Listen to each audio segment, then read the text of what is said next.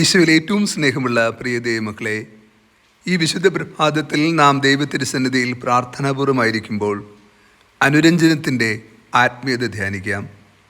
ലൂക്കാ സുവിശേഷം 12-ാം അധ്യായം 54 മുതൽ 59 വരെയുള്ള തിരുവചന ഭാഗങ്ങളിൽ ക്രിസ്തു നമ്മെ നോക്കി പറയുന്ന ഒരു കാര്യമുണ്ട്. നാം പ്രകൃതി നോക്കി കാലങ്ങളും അടയാളങ്ങളും പറയാറുണ്ട്, അത് അപ്രകാരം സംഭവിക്കുകയും ചെയ്യുന്നു. യേശു ചോദിക്കുന്നു, എന്നാൽ അന്ത്യദിനത്തിൻ്റെ അടയാളങ്ങൾ നിങ്ങൾക്ക് മനസ്സിലാകാത്തത് എന്തുകൊണ്ട്? നാം നിത്യതയെ ലക്ഷ്യമാക്കി ജീവിക്കുന്നവരാണ്.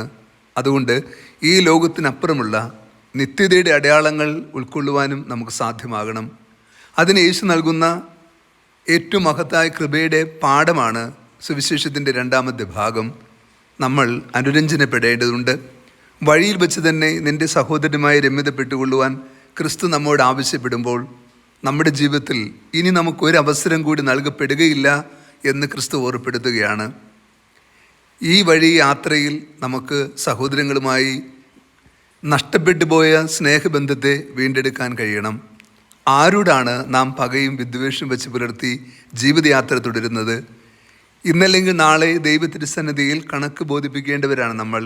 അതുകൊണ്ട് തന്നെ നമ്മുടെ ജീവിതം കുറച്ചുകൂടി ശ്രദ്ധയോടുകൂടി ഈ ലോകത്ത് ജീവിക്കപ്പെടേണ്ടതാണ്. നാം നമ്മുടെ സഹോദരങ്ങളുമായി രമ്യതപ്പെടുമ്പോൾ യഥാർത്ഥത്തിൽ ദൈവവുമായിട്ടാണ് നാം രമ്യതപ്പെടുക. നാം സഹോദരങ്ങളുമായി കലഹിച്ചിരിക്കുമ്പോൾ യഥാർത്ഥത്തിൽ നാം കലഹിച്ചിരിക്കുന്നത് ദൈവവുമായിട്ടാണ്. അതുകൊണ്ട് തന്നെ നമ്മുടെ പ്രാർത്ഥനകൾ ദൈവത്തിരുസന്നിധിയിൽ എത്തുന്നില്ല. നമ്മുടെ നിലവിളികൾക്ക് ദൈവം ഉത്തരം നൽകുന്നുമില്ല. ദൈവവുമായി ശത്രുതയിലായിരിക്കുന്ന നിമിഷമാണ് സഹോദരങ്ങളുമായി നമ്മൾ അകന്നു കഴിയുന്ന ഓരോ നിമിഷവും. ഈ ഓർമ്മപ്പെടുത്തൽ നമ്മൾ കുറച്ചുകൂടി ശ്രദ്ധയോടെ സ്വീകരിക്കുവാൻ മനസ്സായാൽ ഇത്ര കണ്ടെന്ന് നമുക്ക് ആരോടും കലഹിച്ച് മാറി നിൽക്കാനാകില്ല. നമ്മൾ വേഗം അനുരഞ്ജനപ്പെടുകയും ദൈവത്തിൻ്റെ പദ്ധതി നമ്മൾ യഥാർത്ഥത്തിൽ തിരിച്ചറിയുകയും ചെയ്യും. നാം ഈ ഭൂമിയിൽ ആരോട് കലഹിച്ചാലും യഥാർത്ഥത്തിൽ നാം കലഹിക്കുന്നത് ആ വ്യക്തിയോടല്ല എന്ന് ക്രിസ്തു തൻ്റെ പഠനങ്ങളിലൂടെ നമ്മെ ഓർമ്മപ്പെടുത്തുന്നുണ്ട്. നമുക്ക് സഹോദരങ്ങളുമായി രമ്യതയിൽ ഐക്യത്തിൽ പോകുവാൻ സാധ്യമാകണം.